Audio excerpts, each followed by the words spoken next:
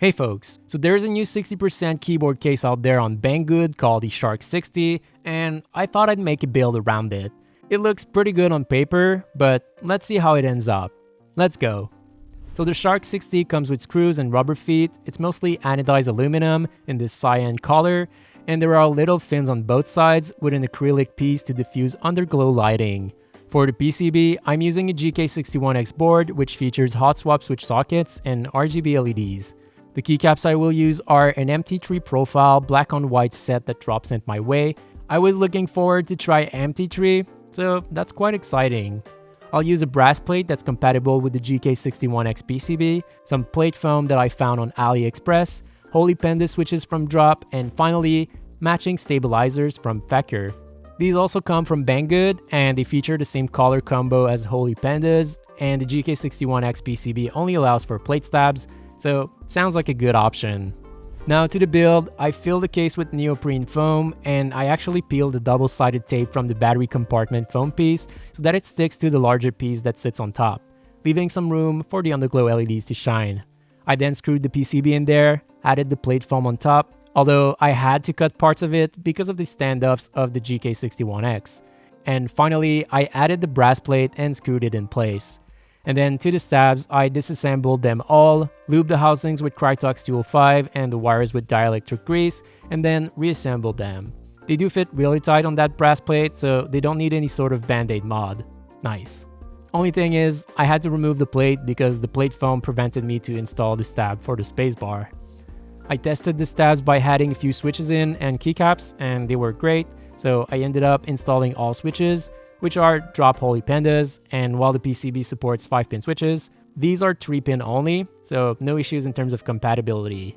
To the keycaps, they're from Drop, and these are the MT3 black on white variants. They support a bunch of layouts, but as usual, a standard 60% NC layout is pretty much always fine whatever set you go with. Okay, so looking a little closer at this Shark60 case, it is interesting. The quality is not outstanding, from a bit of glue spill inside near the acrylic pieces, a few scratches on the outer part of the case, and some machining marks, but mostly inside the case. It retails for $100, so I would say the overall quality is lower than a Tofu, but you get the side acrylic sections with fins that the Tofu doesn't have, and that would be the main reason to go with it in my view. It's relatively heavy at 1.28 kilograms, kind of similar to my Tofu build that also has a brass plate and weighs 1.22 kilograms. It does look pretty good to me. The color is called cyan and is maybe a bit closer to teal in real life, but still, I think it looks great. I would have preferred the green version, but it was out of stock at the time Banggood sent it my way. The opening for the USB-C port is not super large and quite deep, so not all cables will fit. However, there is a lot of room to add O-rings under the PCB and still have the cutout properly placed for a slightly higher USB-C port, so that's great if you plan to mod it. So to these keycaps, I really like them. First, they look different both in terms of shape, but also the font they use is definitely unique to MT3 keycaps. This profile is very comfortable to use and could be compared to SA because of its height, but I prefer it much more compared to SA as it really hugs your fingers. It's hard to explain, but it just feels right. They also sound pretty good for tall keycaps.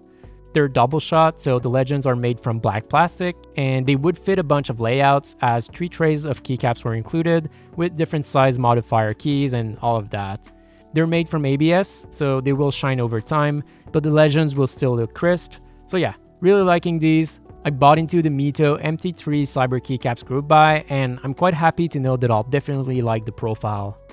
Now to the switches, these are Holy Pandas that I had lubed earlier for my Drop Karina build, and I wasn't a huge fan back then, but I'm liking them more here.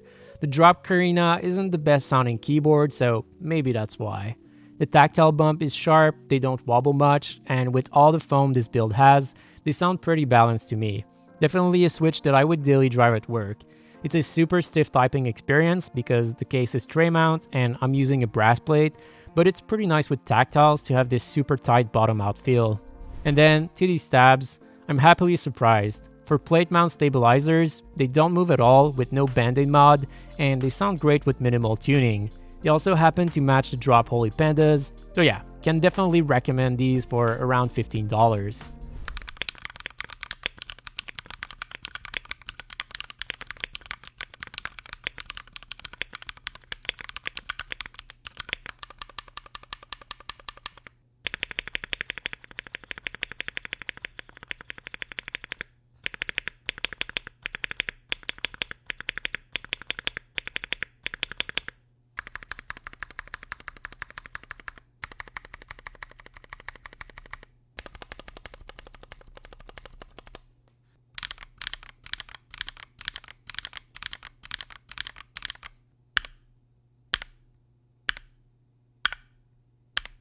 So in conclusion, I will definitely keep this build around and use it from time to time.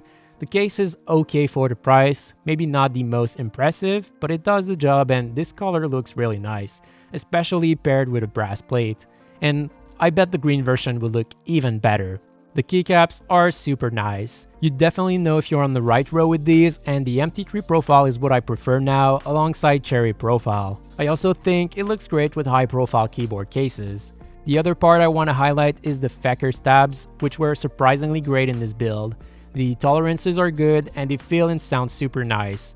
I have a feeling that they use the same materials for housings and stems as actual Holy Pandas, as the stab stem really look like Drop Holy Panda stems. Anyway, a must if you're using Drop Holy Pandas and need plate mount stabs. So that's it for today. Hope you liked this keyboard build and got something out of it. Will you consider MT3? Please let me know down below, I'm curious. Alright, as always, make sure you like the video if you did, and don't forget to subscribe if you haven't already, as I'll see you in the next video.